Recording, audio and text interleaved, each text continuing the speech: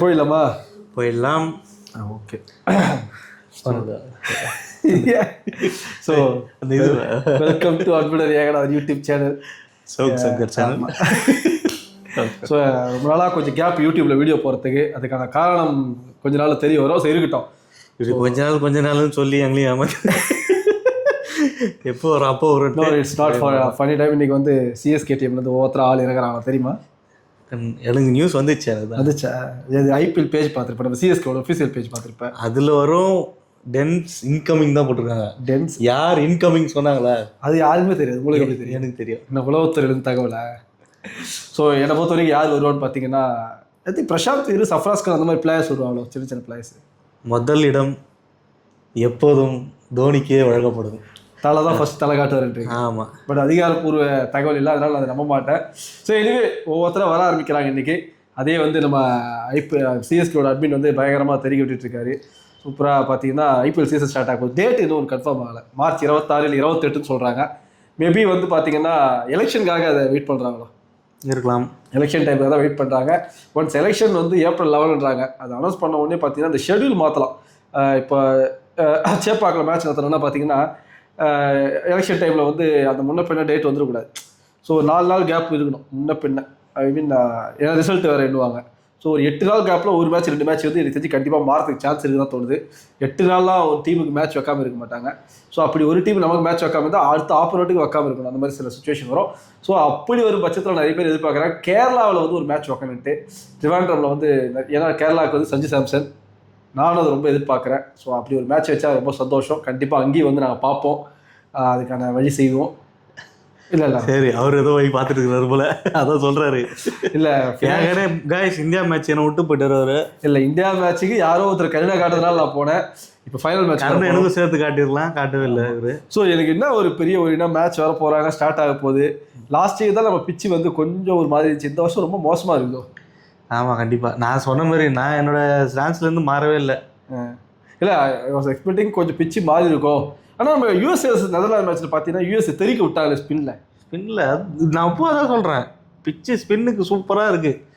ஆனால் இந்த மீடியம் பேஸ்க்கு வரும்போது கொஞ்சம் டெக்னிக்கலாக, பிராவோ மாதிரி டெக்னிக்கலாக போட்டால் கொஞ்சம் விக்கெட்டு விழவும், அதே சமயம் ரன்னை கன்சிஸ்ட் பண்ணவும் வாய்ப்பு இருக்குது. அதே ஆனால் தூபை மாதிரி ஒரு ஆள் ஸ்லோ பால் போடுவாங்களா, இந்த மாதிரி தான் அடி விழும். பிராவோ ஹாஃப் செஞ்சுரி அடிப்பாங்க. லைனில் லென்த் மெயின்டைன் பண்ணுவார், யோக்கரை கரெக்டாக ஓரளவுக்கு நெயில் பண்ணுவார். மீடியம் பேஸ்ல நல்லா அதான் அந்த ட்ரிக்ஸ் எல்லாம் நல்லா பண்ணுவார் அவர். அந்த மாதிரி ட்ரிக்கி பவுலராக இருக்கணும். அதான் சிவன் துபே ட்ரிக்கி பவுலர்னு சொன்னீங்க. அதுதான் இப்போ சொன்னேன்ப்பா, சிவன் துபே மாதிரி இருந்தால் ஹாஃப் செஞ்சுரி தான் போடணும், போலிங்லாம் போடணும். ஏன்னா சிவன் துபேவே வந்து ஒரு வகையில் பார்த்தீங்கன்னா இப்போ இந்தியா கூட லாஸ்ட் தேவையில்லாம 2 ஓவர் கொடுத்து சொதப்பிட்டாங்க.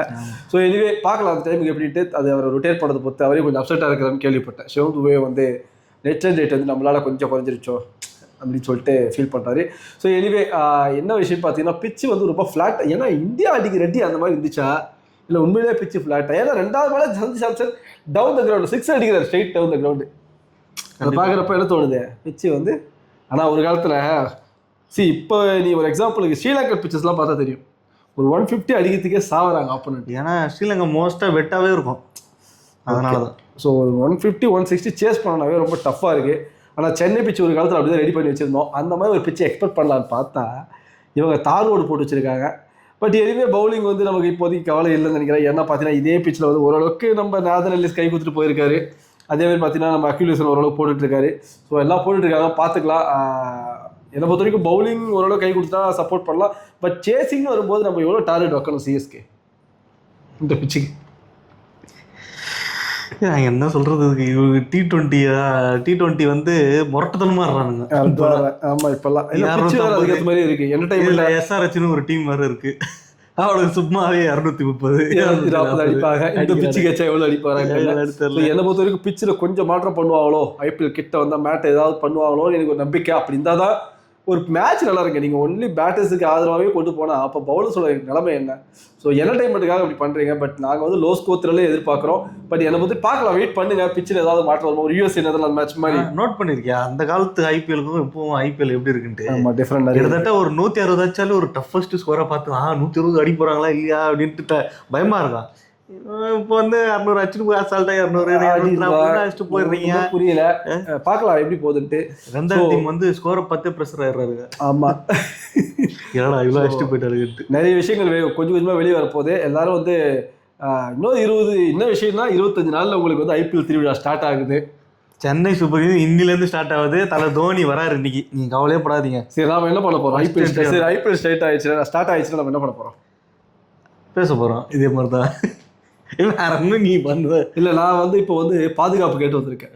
மிரட்டல்கள் வர ஆரம்பிச்சிச்சு. ஐயோ எதுக்கு என்ன அடிச்சிட்டு இருக்காரு தெரியல. நான் தோனி வச்சு எடிட் பண்ணி போட்டாலும் நம்மள அடிக்கிறாங்க.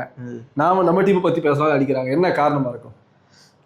யார் நமக்கு எதிரிகள்? ஏன் இப்படி பண்ணிட்டு இருக்காங்க? ஃபேக் ஐடிலாம் கிரியேட் பண்ணி வராங்க. நேற்று சொன்ன மாட்டேன், ஒருத்தர் கமெண்ட் போட்டுருக்காரு. இப்போ அந்த கமெண்ட் இருக்கு, நான் டெலிட் பண்ணல. 0 ஃபாலோவர்ஸ் 0 போஸ்ட். இப்போதான் ஐடியா ஆரம்பிச்சிருக்காரு. என்ன கமெண்ட் பண்ணுறதுக்காக, தோனி வந்து கலாயத்துக்காக அந்த போஸ்ட்ல. ஏன் இன்னும் நம்ம சண்டை போகிறதுக்கு டைம் இருக்கு. ஸோ பல அம்புகளின் மீது எழுத போறீங்க.